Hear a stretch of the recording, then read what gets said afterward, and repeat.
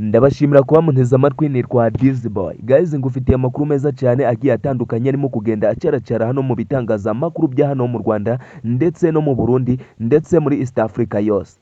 Guys, niba aribwo bwa mbere wasura ino channel yacu dukande subscribe utwereke akazogera, ni ibintu byiza cyane. Guys, nkufitiye amakuru meza cyane rero ku muhanzi Kidum Kibido, mwamukunze muri benshi cyane hano mu gihugu cy'u Rwanda.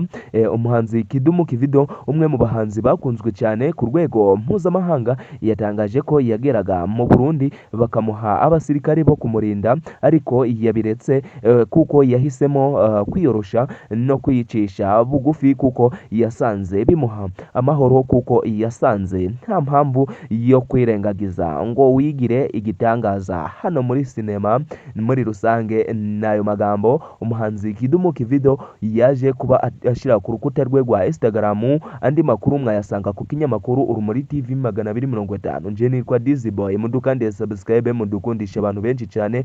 Niba wishimiye ino video, niba utegereza n'indi video, twandikire muri comment utubwire ngo dukorere kuri iki cyamamare. Nitwa Dizzyboy, uyu yari Kidum Kibido. Ndabakunda cyane. Ciao ciao.